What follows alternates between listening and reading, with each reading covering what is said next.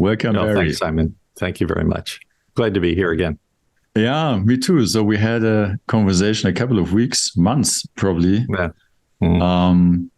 ago about structured thinking, principles of leaderships, and we also touched, I think, briefly upon principles of communication.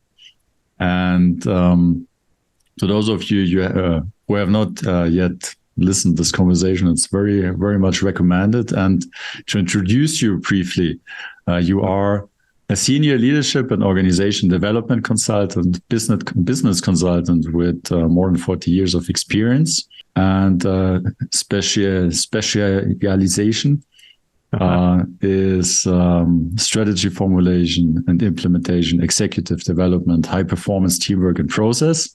So I'm very excited to dig a little bit deeper today into your wisdom and expertise, and possibly also the principles of communication. Yeah, and also I'd like to get into how communication is the tools that are used for negotiation as well. Yeah. Exactly. So my first question would have been, what's the relevance of communication at all? Is there something like good or bad communication? Well, people have all experienced bad communication, and some have experienced good communication. For me, good communication is when people are connected, where they're focused. Each is focused on the other person or persons, where people are looking to understand the other person or other people involved. That there's something I'll come back to later. It's a fundamental principle in communication, which is it's mathematical. That you have 2 ears and 1 mouth, and use them proportionally. So it's something that I lay blame to myself from time to time. I tend to interrupt. And then I, even though I teach this, even though I've done it professionally, communication, negotiation, I find a tendency to finish other people's thinking rather than just pay attention to the way they want to present themselves. So the foundation, to answer your question, it is really good communication is when people on both sides feel understood. There's a developing trust that goes along with that, and that there's an interest in the relationship being whatever better means to each person at the end of it than it was at the beginning of it. So communication has means. Yes.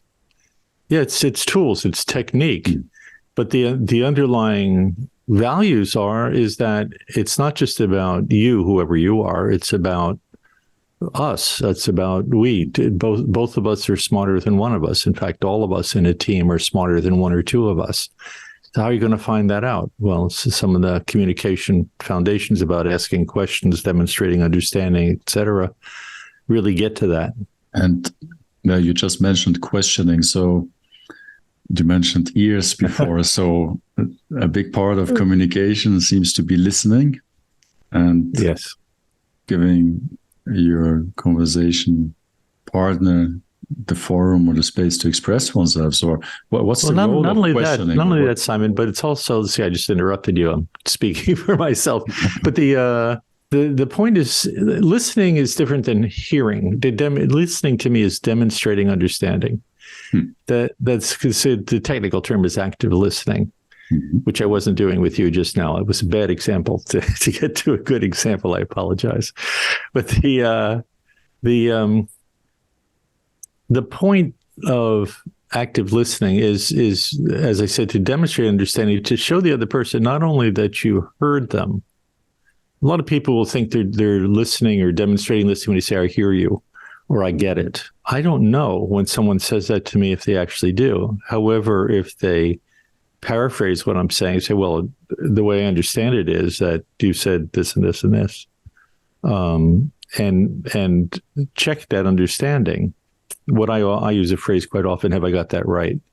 I'll paraphrase or repeat. I don't exactly say the words the other person says on purpose. I want to check in my brain if I'm really processing things, if I'm really paying attention. Because repeating back or parroting is a lot easier than active listening. Active listening gets to, what does it mean? Does that imply anything? Does that lead to anything? Is there anything missing that leads to another question, for example, which we'll get to? But the purpose of the tie together is questioning leads to the other party engaging, leads to listening, leads to demonstrating understanding, all of which lead to building trust. So it's not just memorizing what the other one is saying and speaking from memory, but getting the meaning, real understanding of where the other one is coming from. Yeah, and there's nuance to that. It's why is this important to the person? What are the other person's values? What are their aspirations?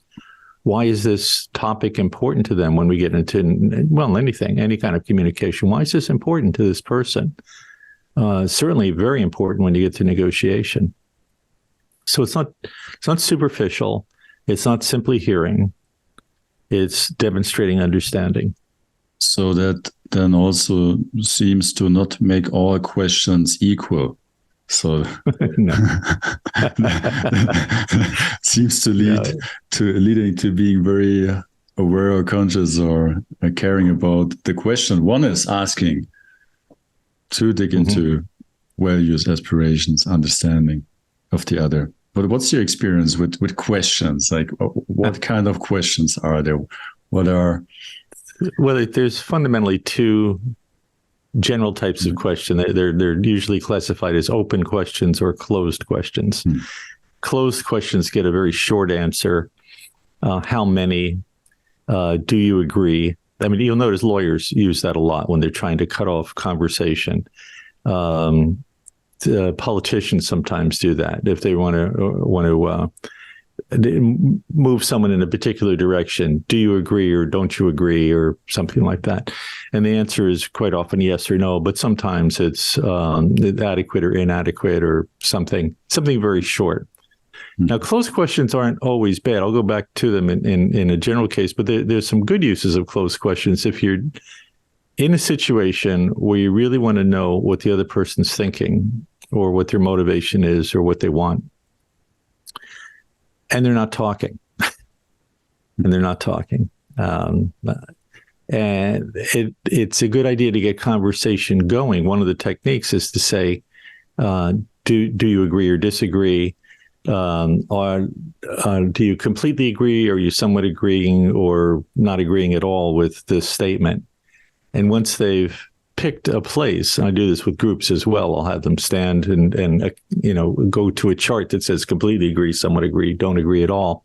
And say, talk about it amongst yourselves as to why you agree or don't agree or somewhat agree. And then just to say, keep confidentiality, make people more comfortable, more trusting in the environment. So what did you come up with? If it's one-on-one, it's what do you think about is a tough question for some people to say. Do you have an opinion on X, Y, or Z? They'll say yes. So, well, what's that opinion? Which is an open question, which gets more information. Still in the general area of that topic about what's your opinion on. But the first one gets someone talking. Do you have an opinion? Yes or no? Even if it's no, why not? Is it sort of an interesting follow-up? I'm curious, do you not know about this? Have you not heard about this? Are you really ambivalent? Which is possible. Sometimes people have no interest in the topic, and that's fine. It's what it is. I'm not looking, again, for conceptual answers, as we talked about last time. I'm looking for aspirations or reality, and, where do they want to be or what's going on right now, pretty much. So we have closed questions, which are answered in a short yes or no, or, quite often if you're summarizing an agreement at the end of a negotiation, it gets more and more closed questions. Do we have an agreement on this particular topic that you will deliver this amount in this quality, in this number at this time?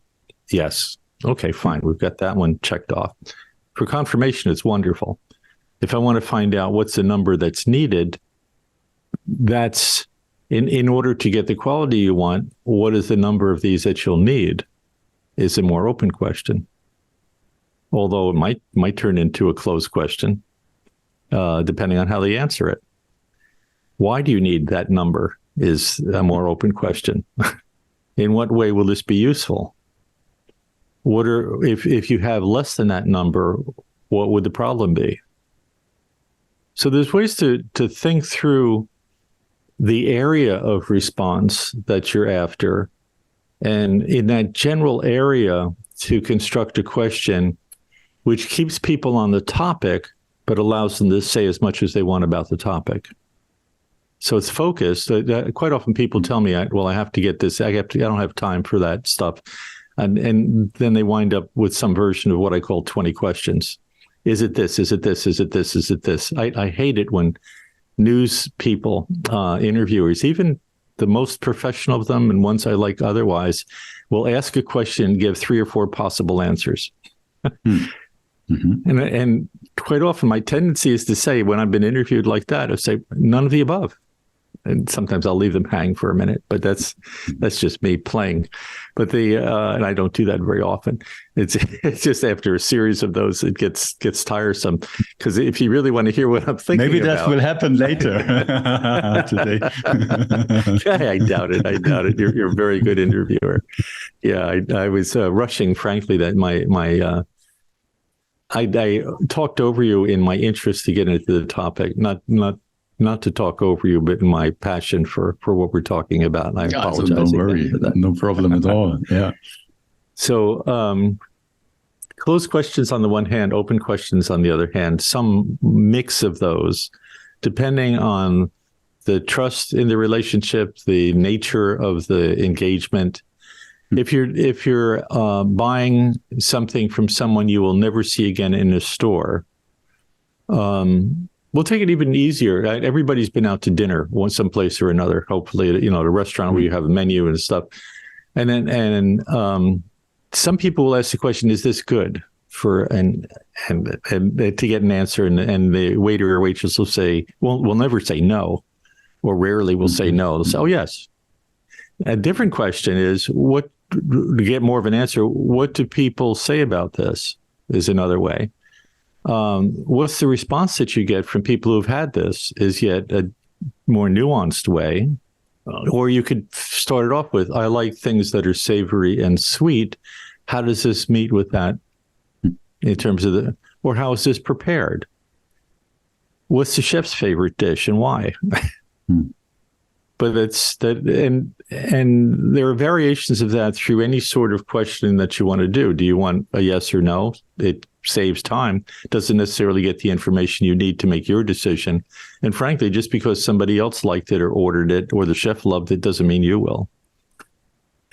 So even asking a good question doesn't guarantee a good result, but asking a bad question will either take you longer to get to your result or take you somewhere else where you really are wasting time rather than why do people ask questions? Let's just shift over to that. What people ask questions to get information. And then why wouldn't you want a big return on investment? As if you were taking $1 worth of question, wouldn't you want more than $1 worth of information in return? If you were investing it, take a moment to think about what it is you'd like to get out of it in the area you'd like to get your return and structure it in such a way. Now, this doesn't happen automatically. People aren't taught. People who take my classes and other people's classes who teach this learn how to do it, but it's practice. And like I demonstrated earlier, it doesn't mean that just because I know it, I do it all the time. So did that answer your question? Absolutely. Yeah. And it's very interesting to follow what you're sharing. And also the setting we're in is you're my guest. So I'm asking you questions. So it's at the same time, it's reflecting back on me on how I'm approaching this conversation. So don't worry about that. You're really brilliant at it. It's very interesting. So there's a couple of dimensions to that. Yeah, the other dimension, one of the dimensions is probably you're thinking about, oh boy, I'm on the spot. He's telling me about things, and I have to here's a simple fact. You and I are as good as we'll ever be at this minute.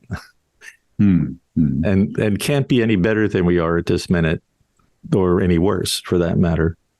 So just go for it. And that's what I tell people. That's what I do myself. I don't, frankly, I do think when I'm working with a group in particular, how to structure a question based on where the discussion is going, based on a segue I might want to make, based on whether I want to close something out. Closed questions, again, are really good for stopping conversation. It could be a poll. How many of you agree? How many of you disagree? It could be, is it okay if I go on? And depending on the role I'm in, if I'm standing and everybody's sitting, I have more power just from standing up. And usually people will say, no, go on. But I tend to go a different way if it's about people learning, not about what I'm saying. If I'm doing a keynote, I did a keynote a couple of weeks ago. It was 45 minutes. It actually went a little longer than that in terms of my part. There was no interaction, questions at the end. It's not the most comfortable thing to do because I have to pack everything into me presenting, and then I could answer questions afterwards. I much prefer having a dialogue. So if I'm doing a workshop of any sort with teaching negotiation or doing a planning session or team alignment or whatever it happens to be, I'll say, are there any questions? And I'll wait 5-10 seconds. And, people don't understand how long 5 seconds is. I'll just count it off. You can count it off with me silently. It's an awfully long time for 5 seconds. Sometimes I'll wait even double that, 10 seconds. And if no one says anything, then I will use something I learned from a wonderful consultant named Peter Block, who's been consulting 20 years longer than I have. He still is, just wrote another book. And Peter's line that I still use is after I say, are there any questions? I'll wait a while, 5-10 seconds, and then say, well, if there were any questions, what would they be? Which takes the heat off people. And someone always, invariably in the 40 years or so I've been using that, someone says something, and then other people say, oh, well, I've got a question. So it doesn't make people responsible for the question, and it unlocks the whatever barrier they had, it seems. And if I keep doing that through the course of a day or 2 days or however long I'm working with a group, all I have to do is say, if there were, and I pause there and everybody chuckles and then somebody asks a question. So it becomes part of the communication, part of the trust that's built up.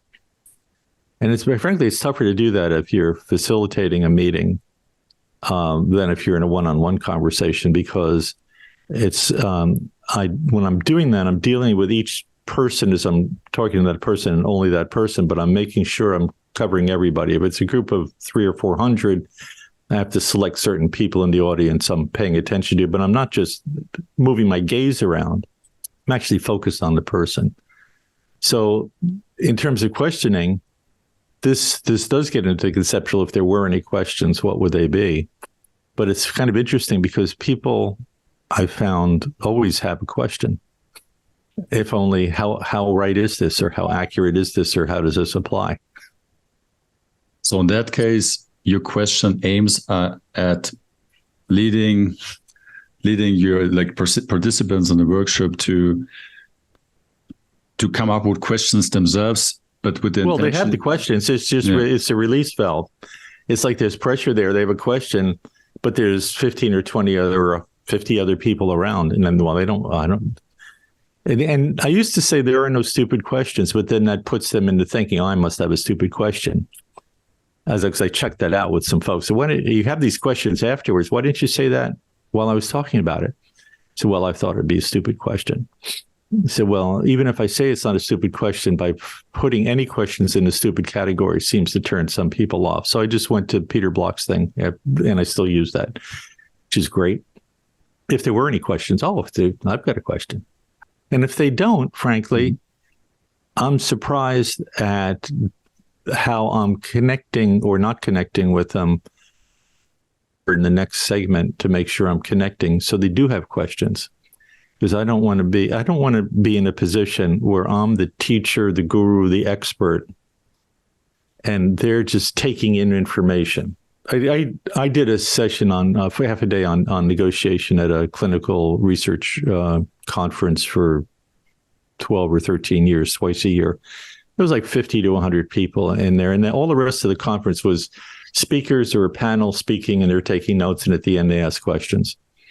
So 10 minutes into my 4-hour session, I set them into groups discussing things, and we had a conversation. And the most common feedback I got at the end of those sessions was, boy, I wish that had happened earlier. I would have had a lot more engagement with all my colleagues in between sessions and walking in the hallways, and I would have interrupted speakers because they were, waiting a half an hour or even 15 minutes to bring something up. The importance of the question dilutes over time. At least that's what people tell me. Does that make sense? Absolutely.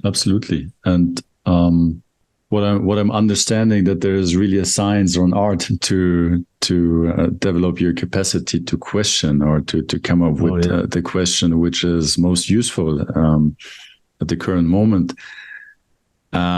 Is that something you consciously think through, or is it something which in the meantime just in a way? Well, first think about the area of response I'm interested in.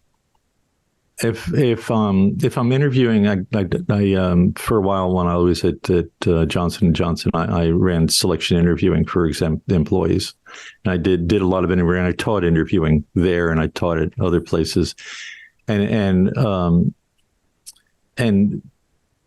I found that the systems that use so-called behaviorally based questions worked better. So I would, in fact, in advance set up, here's the competencies I was looking for, and here's the open questions that would get me in the general area of the information I was looking for. And with behaviorally based means, tell me about a time when you worked on a project and met resistance. What was the situation, without divulging anything secret? What did you do, and how did it turn out? So I'm in the area of project management. They don't know what area I'm necessarily looking for. They don't know whether the competence is facilitation, planning, asking questions, negotiating. But by having someone describe something they did, then the equation past behavior plus present behavior is the best predictor of future behavior. So in questioning, which anybody who's interviewing candidates would get into, asking open questions. In what way were you involved? Why did you approach this in this way? How did your behavior impact the results of the project? That sort of thing.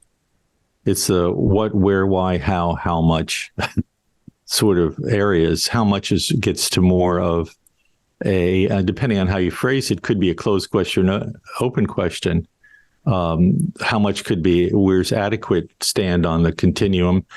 How much involvement did you have in resolving that conflict? Oh, quite a bit, somewhat, or not at all. Okay, that's a closed question. So tell me about what happened, and what did you do, and what were the results? So sometimes it's a combination of a closed question followed by an open question. Sometimes it's an open question followed by closed, which is, I'm summarizing. So in that particular project, you were the main facilitator. You were in charge of the engineering part of the project.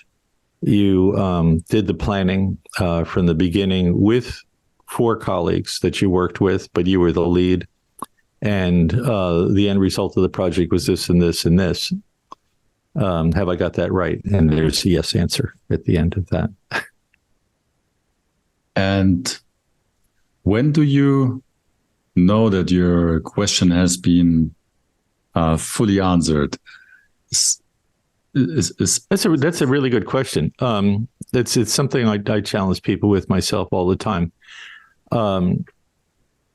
If it's something that's actually knowable, then I've got a pretty good idea once I summarize it. No, that's as good as I can get if it's something that's knowable.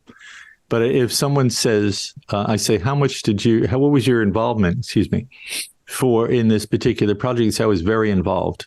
That doesn't help me.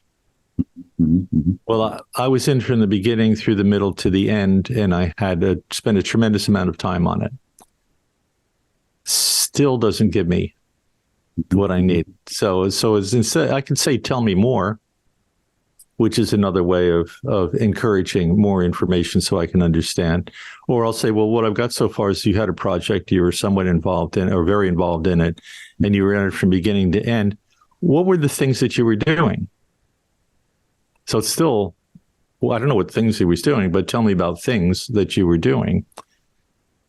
So tell me about any obstacles you faced along the way and what. So I'll explore an alley. It just, if there seems to be something that either I don't understand or is actually missing, or if there's a discrepancy or a conflict in what they seem to be saying, I'll ask questions relative to that. But I can't give you, I don't have a straight answer for when do I know I've got all the information. It's because it's totally situational. And if there's enough trust and I ask the question, is there anything else? And they say no, that's it.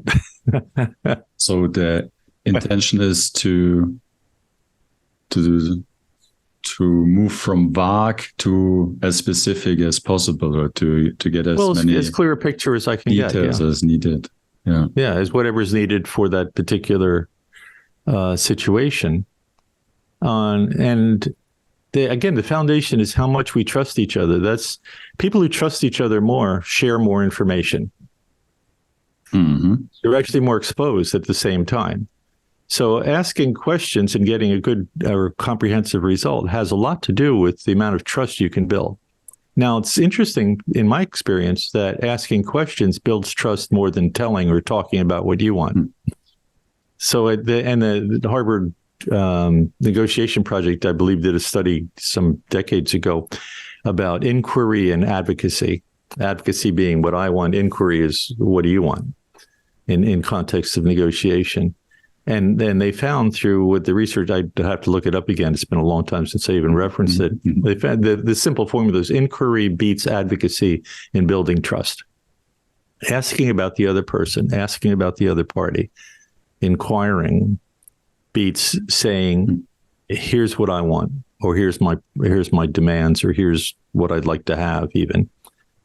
So I find when we get to the negotiation model that I use, that the identifying issues always, and if you're going to be successful, identifying issues first of the other party and then of you precedes any bargaining. It's a trust building activity.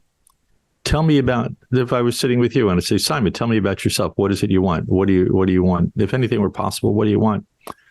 And then demonstrate understanding of all of those things. Then why are those things important to you? And then demonstrating understanding of those. And then whatever is the right time in the relationship, then I'll say, well, is it okay? Can I tell you some things that I want? But I won't go to, here's some things that I want until I'm sure that you really get that I understand all the things that you want and all the issues that you have. A lot of people don't do that. I don't always do that. Some people will tell me, let's get to the point. I really want to talk about this. I'd love to get there, but I need to know more about it. Can I ask you I'll negotiate asking questions if it comes to that. I can't do what you're asking me to do unless I know more about you and the situation. Would you be willing to let me ask a few more questions? So if I can negotiate that and get agreement on that, that's actually a really good foundation for later on building other agreements.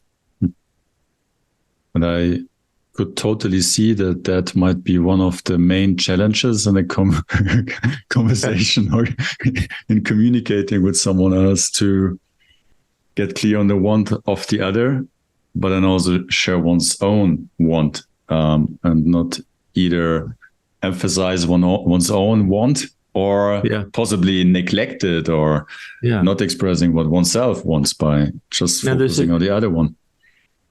Yeah, just whether you focus on yourself or focus on the other person, you're always focused on yourself. You know what you want. Mm-hmm. It's just not out there. It's just when do you put what you want on the table? Mm-hmm. And my recommendation is find out what the other person's up to, find out what they want, find out what they're interested in.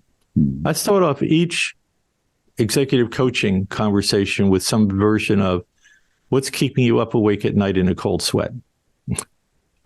Now we know what the targets are, whether it's some part of leadership, some kind of communication, some kind of strategic planning or thinking or executive presence. Doesn't really matter because we have those topics that we've worked through. Plus, I have feedback that I get through interviews and asking open questions in the interviews about the person. But the work always starts with something in context. Everybody's interested in what they're about right now. Now, there's a lot of conflict in the world for a variety of reasons in a lot of different areas, in a lot of different formalism. I really don't want to get into that.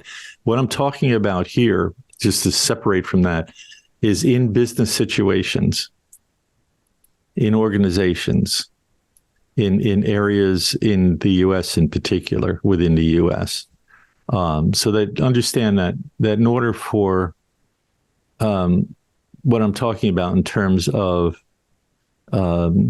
style, in terms of technique, in terms of technology of questioning and listening, et cetera, it's really business-centric, U.S.-centric for the most part. Just to be clear about where I'm taking that. Now, I've worked and I've taught negotiation in North America, Western, Eastern Europe, not in Asia, well, in India, but that was a one-off, a couple-off thing. And it was all in the context of an American-based foundation.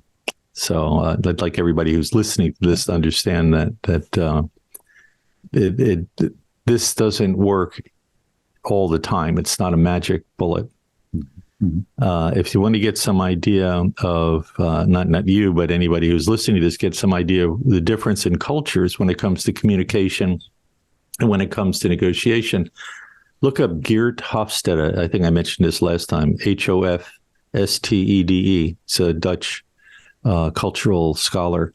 And on his website, or on the website that's got his name on it, you can match culture to culture and see what the differences are. And that's definitely worth learning because even frankly, within the U.S., the different parts of the country and even different parts of some states have different cultures.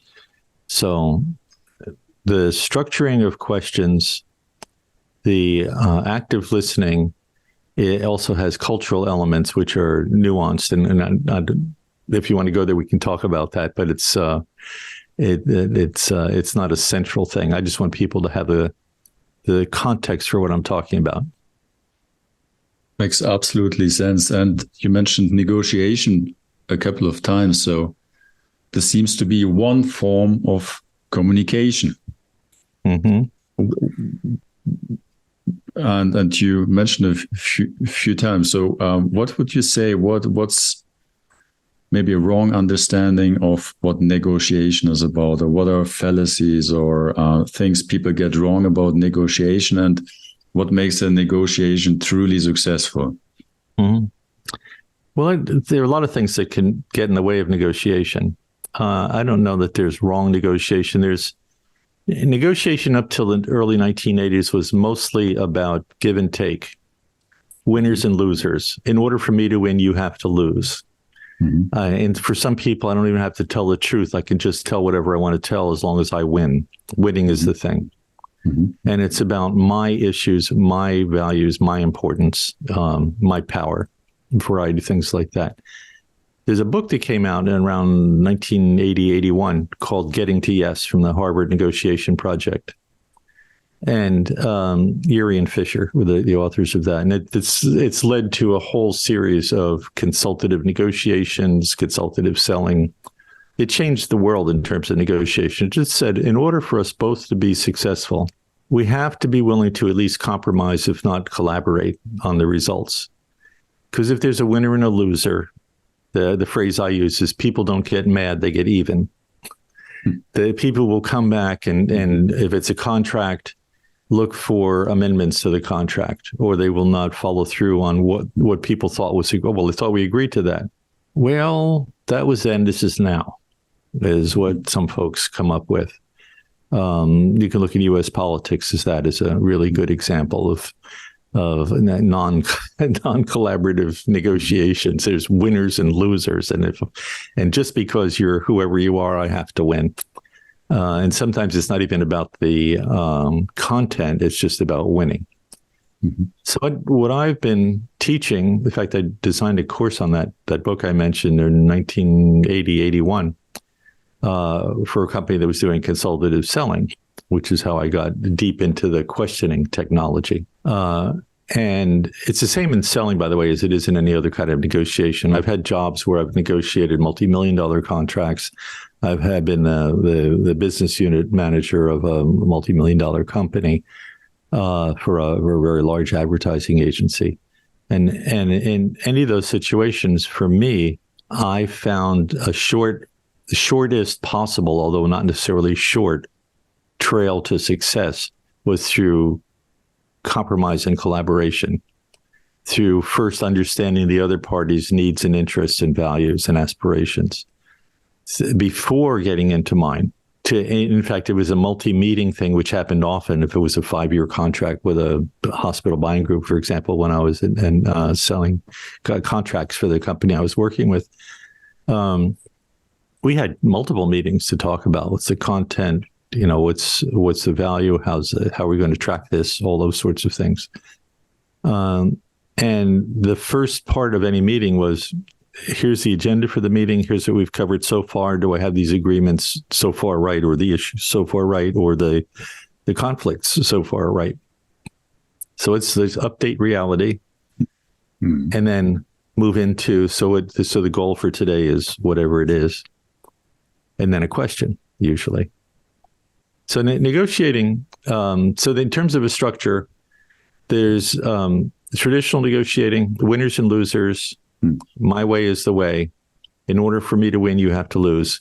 Collaborative negotiation, on the other hand, has to do with problem solving, has to do with understanding the needs and interests of both parties, not just what people ask for, what are the underlying needs and interests of both parties, and then working toward give and take in the context of you want this and it's very important to you, and you want this, it's very important to you.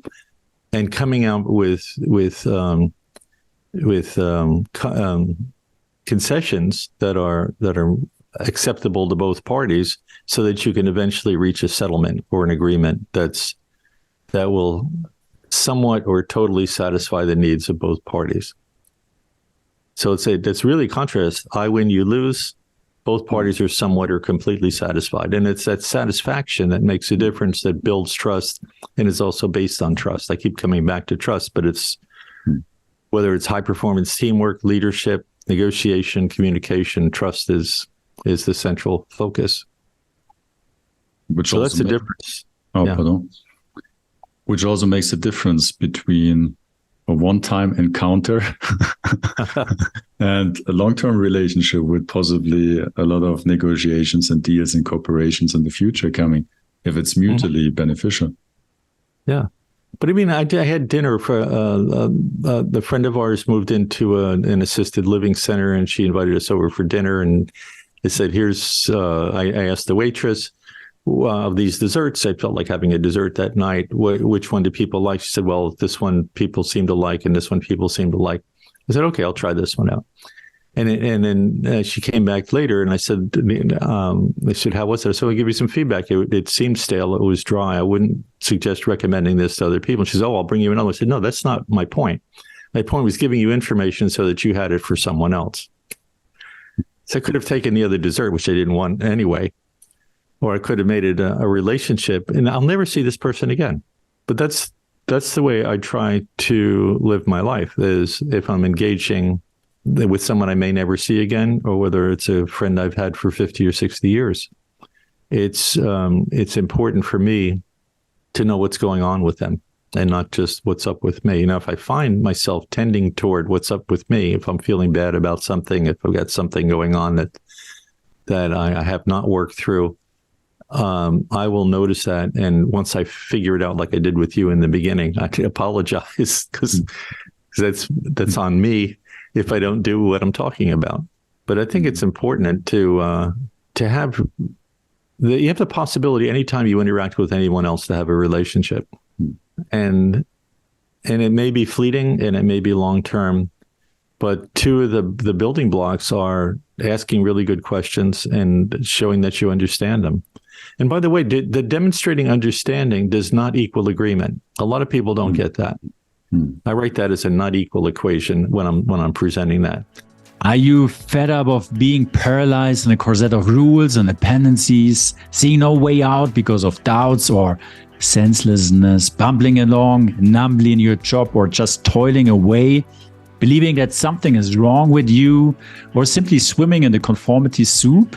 In other words, wasting your life waiting around?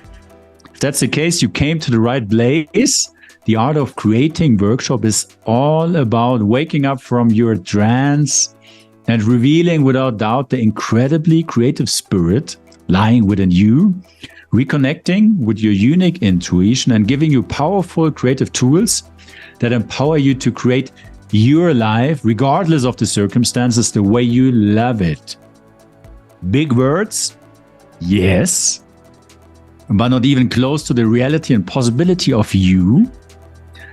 So sign up here now, let yourself be creatively blown away and wake up to the wonder of you.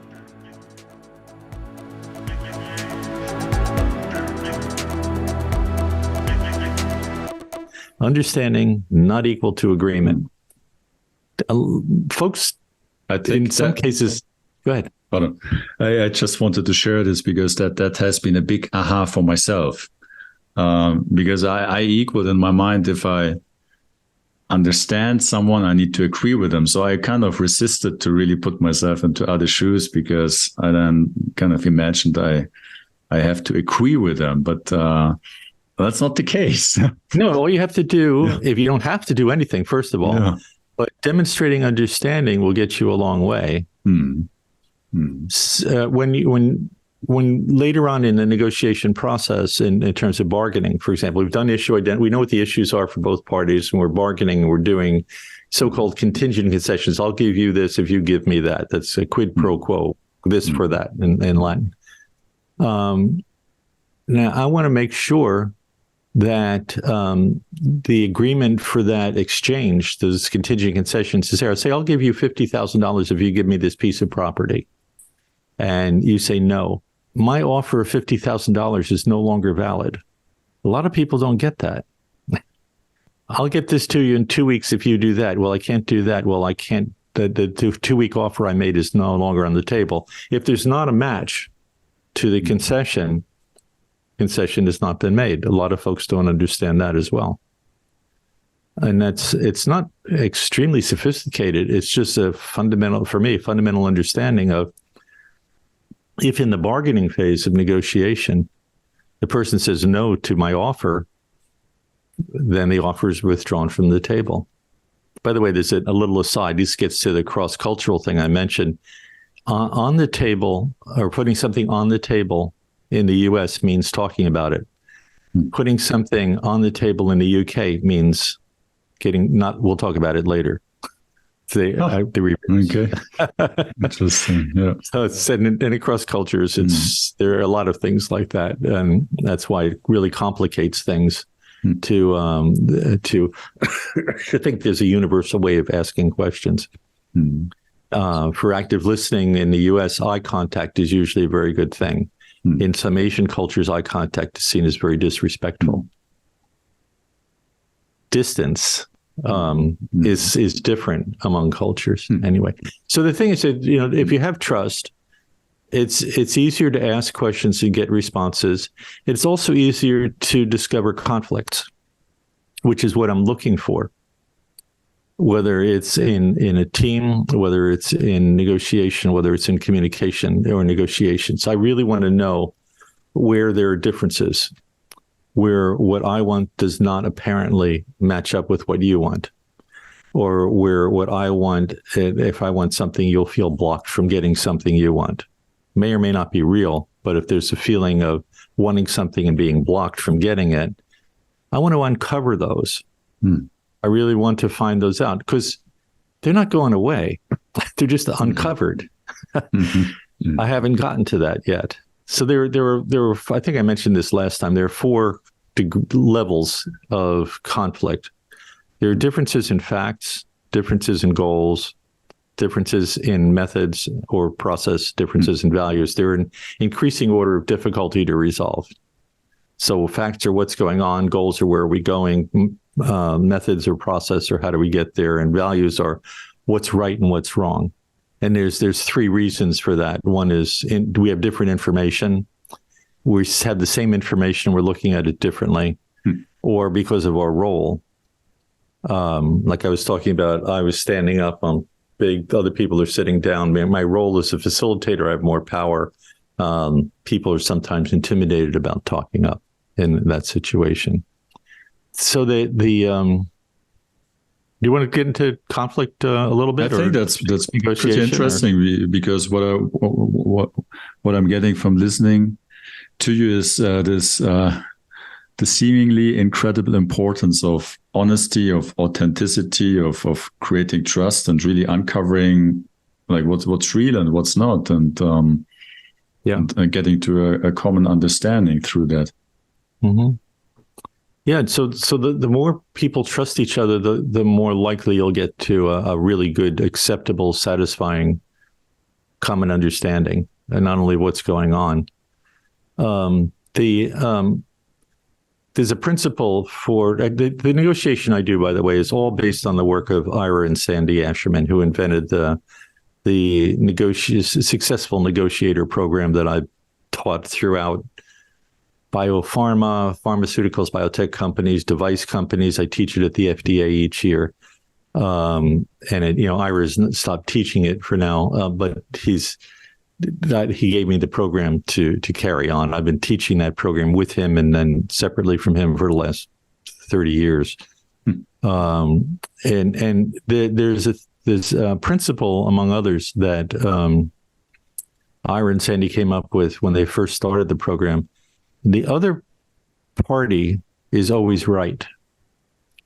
Now, I've modified this to the other party always believes they are right. So, and then the way I test that is I ask people sitting in the groups where I'm teaching this is think about the last negotiation you were in.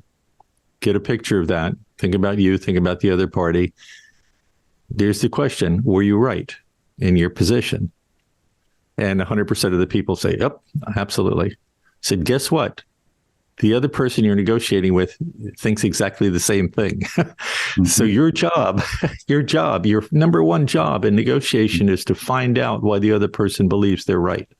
It might be based on what they need. It might be based on values they have. It could be based on anything. You don't know. So how do you find out? You explore. It takes us back to questioning. Takes us back to active listening. Takes us back to building trust. So if my primary job is to find out why the other party believes they're right, then I'm going to spend a whole lot of time asking questions and identifying issues and identifying aspirations and what they want and why they want it and why that's a concern to them, why something's bad or why something's good, in their opinion. And I'd assume it's never about making the other one wrong. No, it's they believe they're right. I need to find out why. Again, understanding is not necessarily equal agreement. It works both ways. So would you... pardon. No, I would try and find out how does that work? Are you thinking of an example or some time where that might occur? I don't have a concrete example. I just have in my mind the question: if you just would try to understand where they are and what they believe and why they believe it, or would you also point out that what they believe or where they are might not be reasonable or fitting into what the facts are, if that's the case? Somebody might say, for example, I need this result by Tuesday. Say I'd like to be able to give it to you on Tuesday.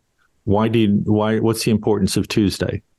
And I'll explore it a lot before I answer the question. I would also say, what's the quality you need of this material, report, whatever information deliverable by Tuesday?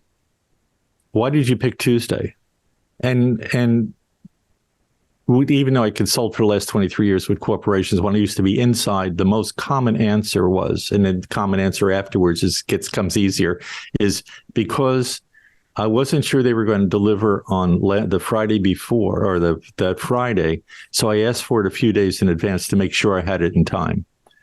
Or because I know these other people, these are all conceptual stuff, by the way, that people are telling stories in their minds about.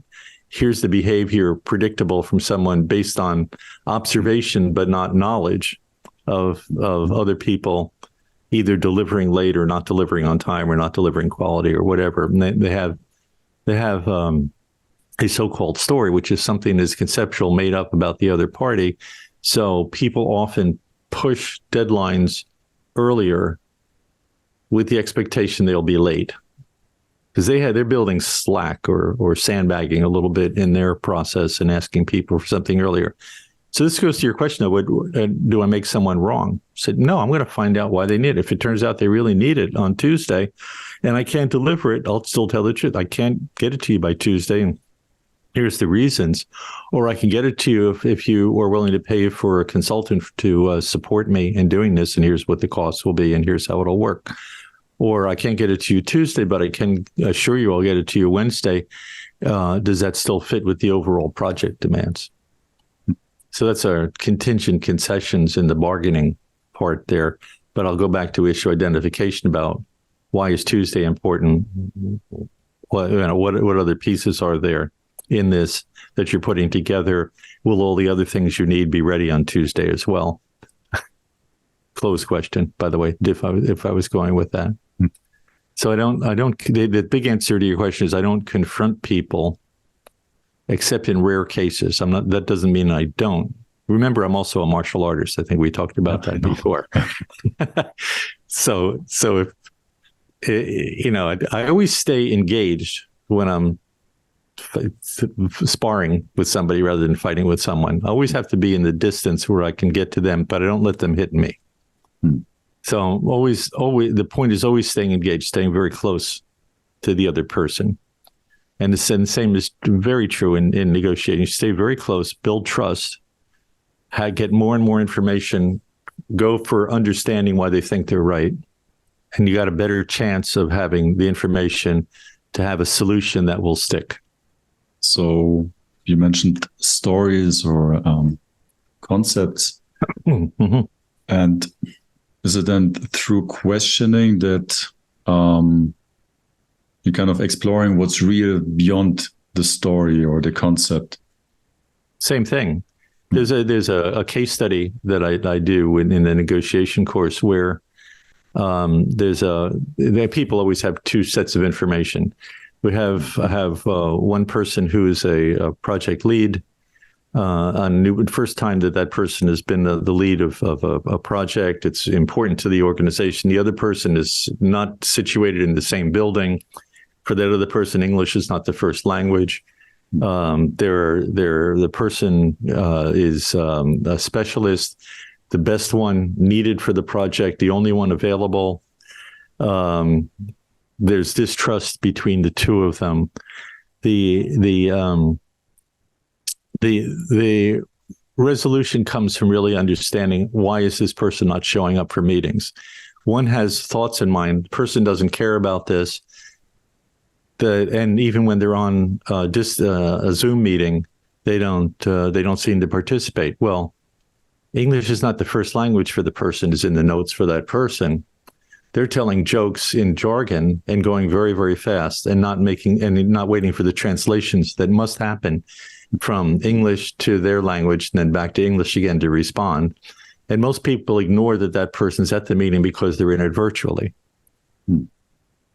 So it's one example of possibles. The story that is given to the project lead is, I don't know if this person's interested in being on this. I don't know if the person thinks that they're better suited to be the project lead than me, which happens to be true in the case.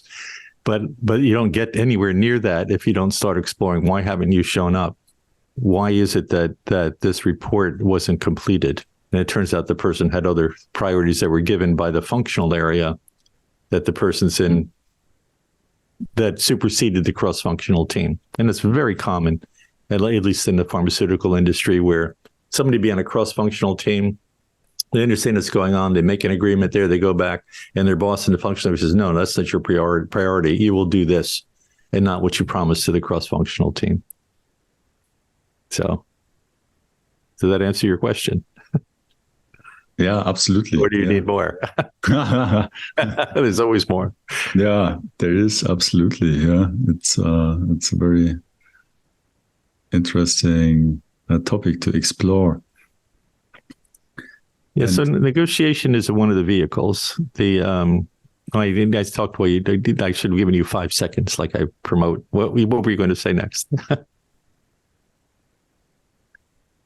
What's the usual time frame? I know it might probably differ very much from project and like details of what is to be negotiated, but could you take us through a concrete negotiation? Like, is it a process usually over weeks? Is it over days? Is it you sitting down with the team you're consulting with and preparing them before they approach the other party? How does it work? How There's a lot of elements you've got there, and the answer is it depends. They usually say that you've asked a wonderful question, and it's like, what's the time frame for a typical or for a negotiation?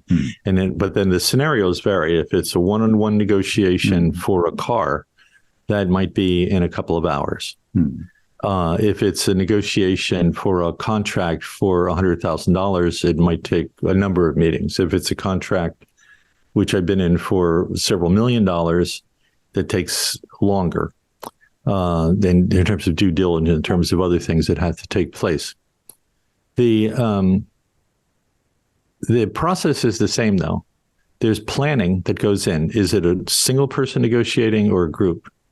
And group negotiation is more complicated because you don't need, but there should be, in my opinion, a planning process and agreement and alignment and chartering of this negotiating team. Who's the front person? When I teach negotiation, I have a couple of planning sessions done as a team, representative negotiation, and often someone who's sitting back says, "Time, I want to talk to the person who's representing us. I've got an idea for how this could go better." And I'll put them in separate rooms. They'll talk about it and they'll come back. Either a different person or the same person continue. And then you asked for an example, though, and my predecessor in that job I mentioned, where I managed a business unit, had verbally contracted to do about it was in the vicinity of $1 million worth of business for a major pharma company, and they did not like the work that resulted. And I took over the job, and fortunately, I knew some of the people on the negotiating team at the pharma company, which was good. So I'm here to collect money that is owed. They didn't like the work. There was not a contract that was solidly in place. I don't know how they started to work on it, but somehow that was there. So we spent the first 6 to 8 hours of discussion talking about how did we get here, rather than what are we going to do? Because I needed to get up on the history. What were the deliverables? What happened? What didn't happen? What was the need? Why was this not a good job? How did the work start without a contract? So I still don't, to this day, and it's like 20 some odd years ago, but I still can't imagine somebody doing that, or a company deploying assets to do that, but that's what happened. So there were, as I recall, 3 meetings in particular. The first one was what's going on.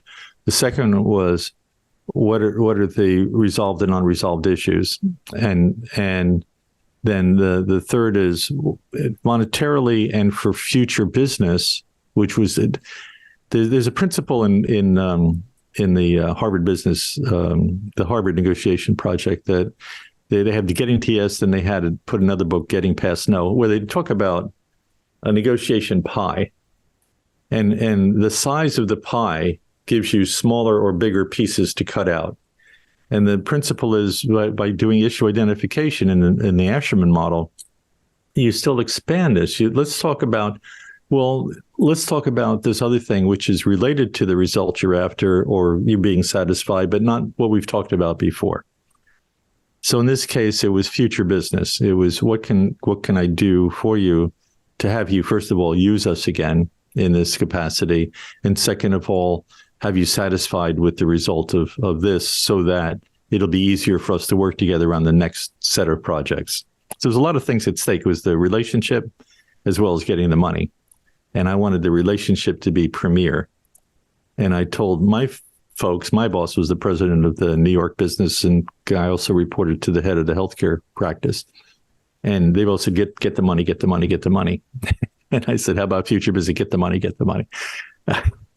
And I went in with an interest of getting the money, but my superior interest in that was the relationship, building trust. And the only other aspect I could think of that was major, there were other aspects, was let's talk about future business. Talk about if you were to work with us some more, what would that look like? What would that be? What are the things that we should do differently? What would that be worth? And at the end, we actually had a situation where we said, we're stuck on this. We were, I forget how many hundreds of thousands of dollars apart on the settlement. And I said, well, we're not getting anywhere. We're going over, it was like a couple of hours, just the fine point. We want this, and they weren't meeting, they weren't resolving the conflict. We said, look, let's call it, we're not getting anywhere with this. And I stood up, started to pack up, and they said, no, wait a second, let's not leave until we figure this out, which happens quite often in some types of negotiation. It happened in this one, partly because there was a fair level of trust. And they said, no, let's figure it out. And so we came out to a result in the end where my company took a little loss. They paid a little more than they wanted to. And we agreed as part of that deal to right away start some future business. So I went back and I said, I didn't get all the money, but I got another piece of business. And they went, oh, okay. And that was, I was with the chief financial officer in these meetings too. So I had a partner in making the deal. He wouldn't have agreed to something that wasn't satisfactory to the corporation. So does that make sense as an example? Yeah, absolutely. So is it then before you enter into the conversation with the other party that you define on your side, like what's the absolute minimum, what's nice to have, the terms we use are must get, intend to get, and hope to get.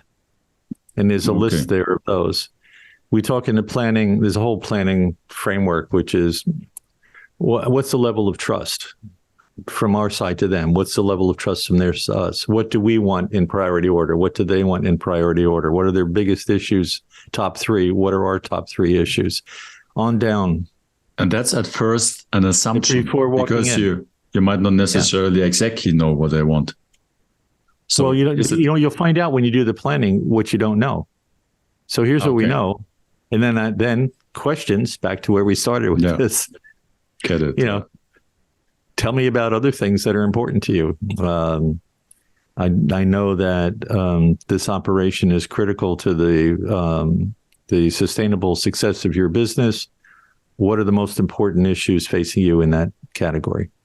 And then so it's targeted. It's a high gain or high return on investment question. It all kind of comes back to that: asking questions, demonstrating understanding, building trust. So if you're well prepared, you already know where the possible points to clarify are, and the potential. It's a start. It's a start. Conflict. It's just like it's a variation on Sun Tzu. It's like the plan for war, and in that particular case, only survives until the first engagement with the enemy, or I think Larry Holmes brought it up today. It says your plan for the fight only works until you get punched in the face. Yeah. But this is planning. Planning is great as a foundation.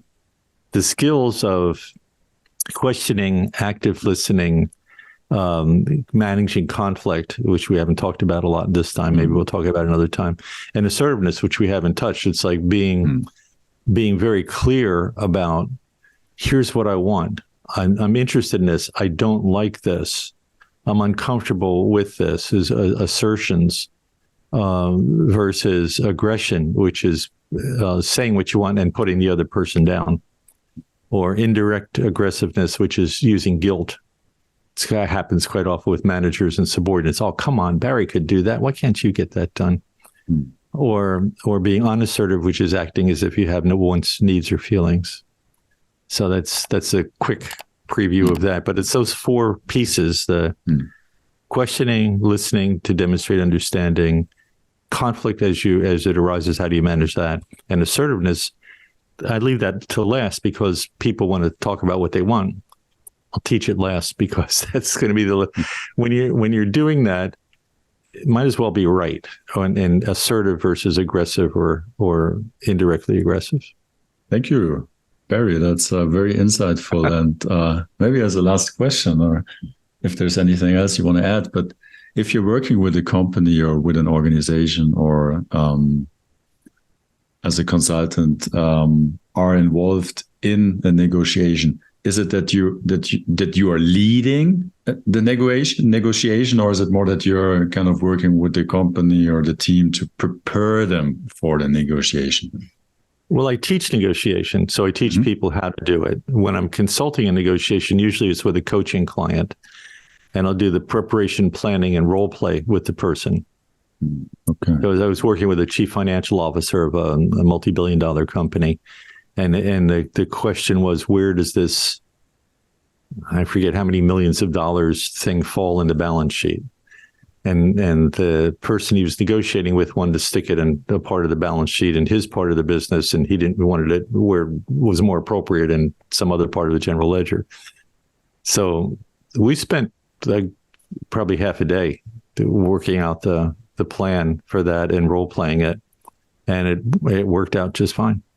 That's just one example. There's a number of one. If I quite often work with vice presidents and higher, and it's either colleagues or up the organization for some, or negotiating with outside parties if it's another, if I work with the general management that owns a geographical area in terms of marketing or something like that. So then other organizations, regulatory authorities, whatever.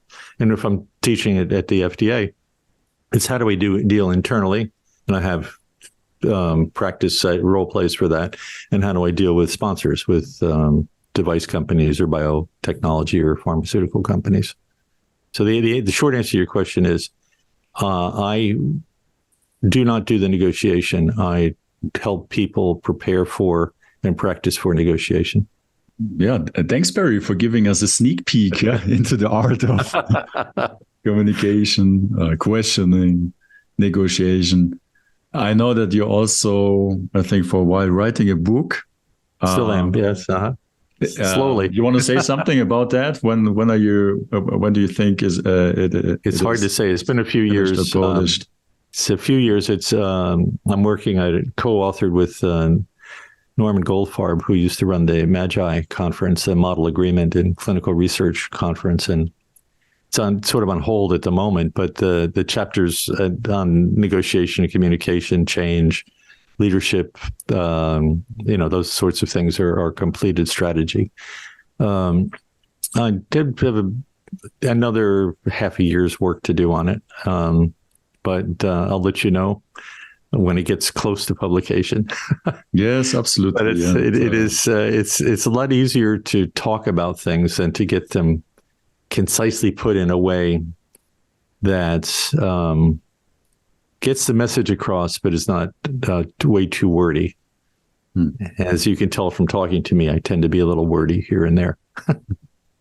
I'm very appreciative for that. Yeah. So, well, thank you for that. But if people want to get in touch with me, there's LinkedIn or my website at magnoliaconsulting.com. They can look at that, or my emails on there. Yeah, which we also add to the conversation if that's into the description to this conversation, so that everybody who's watching and listening can look you up.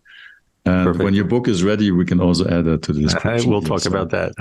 Yeah. Okay. Awesome, Barry. Thank you so much for your time, sharing your wisdom, experience, expertise. A big joy. Always a pleasure. Thank you. Thank you. Yeah. So, yeah, also to everybody listening and tuning in, thank you for being here. Wish you all the best, and till next time. Bye.